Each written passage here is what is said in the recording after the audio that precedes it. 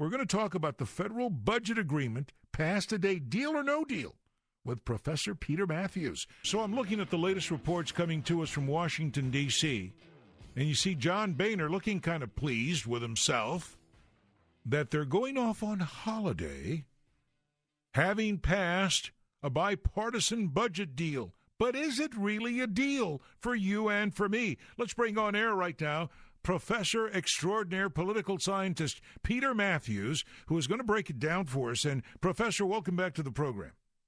Good to be here, Dave. How are you doing? Well, doing good. Thank you very much, Peter, for asking. Okay, so, this deal, is it really a deal for the American public at large, or was it just another quick fix?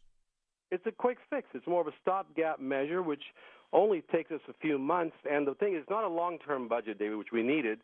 It does trim the budget a bit by a few $1 billion, but it also doesn't extend unemployment insurance, which is a real problem for 1.3 million Americans who are going to get cut off by the end of this month.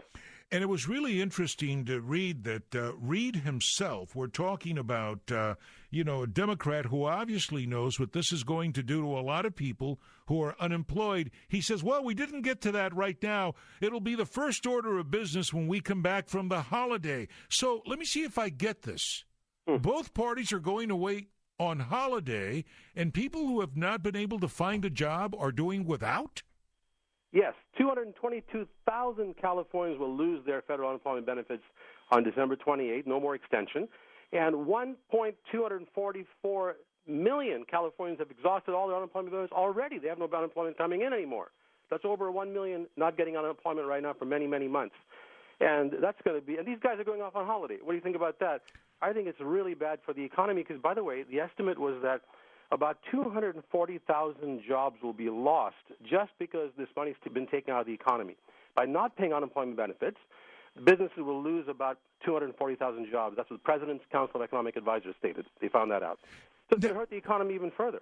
Absolutely. Peter, one of the things that I read before, and maybe you can shed some light on it, seeing as how, this is your field of expertise, but on some of these decisions, they seem to simply be putting them off further and further into the future, and I'm concerned that the effects of this will be felt by the next generation of taxpayers.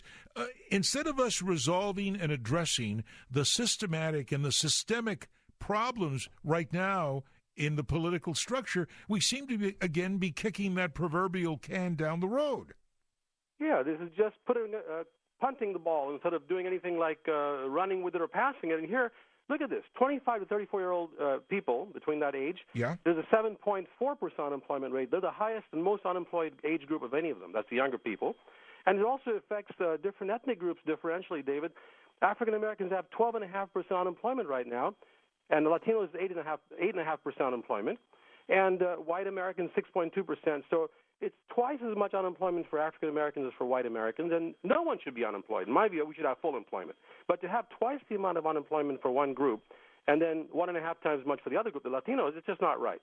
We need to get this unemployment problem licked right away, and we can do it. I mean, there are a lot of academicians and economists who are saying we could have a full employment plan by investing about $650 billion in another stimulus, but make it go right to small businesses, David, and right to infrastructure spending to hire the teachers and the firefighters, et cetera, and put them back to work. That's where it should go. All right. And yet, let me just be clear, and I want our listeners to really, really dig into this information. Some of the decisions that this Congress is making will affect workers well into the next decade, where we're looking at new, younger workers who are coming in, and I'm concerned about that. I'm concerned about how decisions being made by the politicians today, Professor, are going to now start to affect my kids and their kids. And I thought what we were trying to do was to once and for all reform this whole notion of the way the government allocates budget expenses and where they spend their money as a priority. Instead of defense, we ought to be looking at domestic spending. Instead of us threatening to cut pay for doctors who are helping Medicare patients, we ought to be encouraging more doctors. So your take on this decision-making process? It's gone broke. It's just not working, and we've got to get these right people into office to do that, David. You're right about the next generation. My students at Cypress College are having a difficult time getting the classes they need to graduate, so we're even cutting young people's opportunity there, in terms of education. And we've got to get those classes back. We've got to pay the doctors for Medicare reimbursement, the full amount, not cut back on that and save money that way. And we've got to step this humongous defense budget that's almost $700 billion a year, 7 times what China spends, the next largest spender. We're spending on defense, on sometimes equipment that we don't even need. Even the president said we don't need certain amount of military equipment, and yet the Congress keeps spending it in the wrong place and neglecting our young people. This is wrong, and that has to change. All right, so let me just ask you this. The unemployment benefits, while they're good, that's not what people are telling me they're looking for. They're looking for job creation.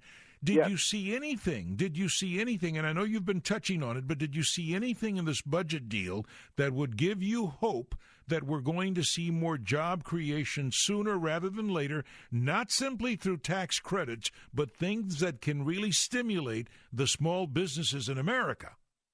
Absolutely not, and that's the tragedy of it.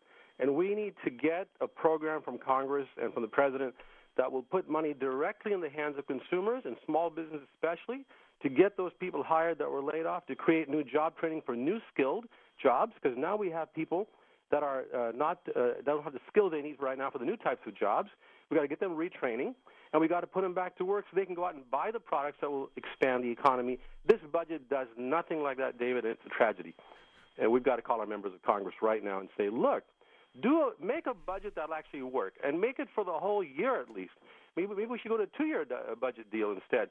Instead, they're doing it for a couple of months at a time. We're going to face the same old problem just a few months down the line right now. Well, I know that this is, they say, going to put off any kind of battles for the next couple of years. We'll see if that is true. I want to ask you about the last thing, this idea of increasing airline fees so that, again, the taxpayer is left to shoulder the responsibility of bad decision-making.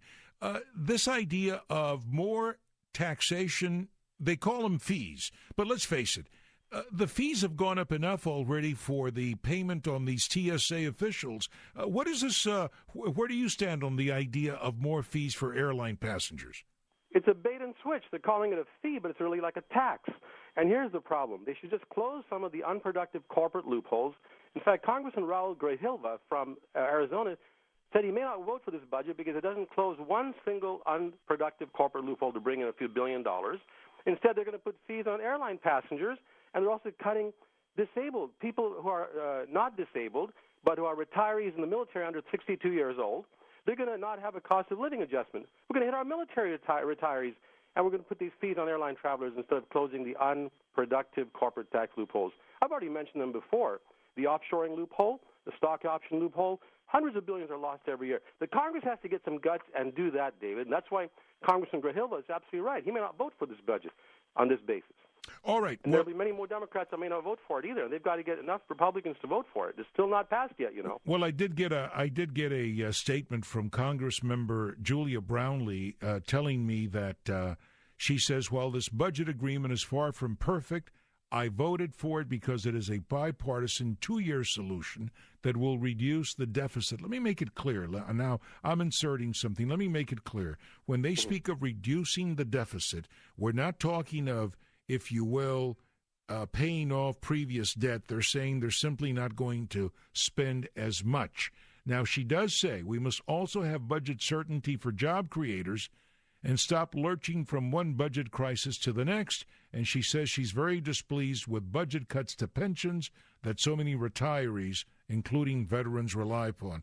I'll tell you, and that's the end of her statement, I would have to tell you that I am less than impressed with the manner in which this Congress has handled this budget situation. We have been lied to. We were told that there was going to be a solution, and instead we get more patchwork. That's what I see. David, even her statement is not that accurate because they're only reducing the deficit by $23 billion this year. It's still going to be about $700 billion or more, and that's a very small little fraction of reduction. It's not going to reduce the federal debt. So I would say close those loopholes. Make sure you bring the money in, reduce the federal debt, and invest in America. and put people back to work. And these politicians are just talking double talk a lot of the time, David. They're not being really straightforward with us. Well, that's why I asked you to be on the program. And, Professor, thank you for that extraordinary explanation so that we kind of get it, and we're going to continue monitoring the situation. Thank you for spending part of your day with me. My pleasure. Take care, Dave. Professor Peter Mathews, Cypress College political science professor, telling us that, you know what, it's, I guess you could say we've done our job and we go home, but mediocrity, I just don't like it. I just don't like it. I think we are ill-served unless we start fixing the systemic attitude in Washington, D.C., which is, let's just put more tape on it. Let's just put, more tape. Why don't we just fix it? And instead, we've been told 3 different times in this particular Congress we were going to get it fixed, and we don't. We don't. And you and I would just swallow it, and we go on down our merry way. See you at Walmart. Your commute feeling shorter? That's just a side effect of listening to your voice. KTLK AM 1150.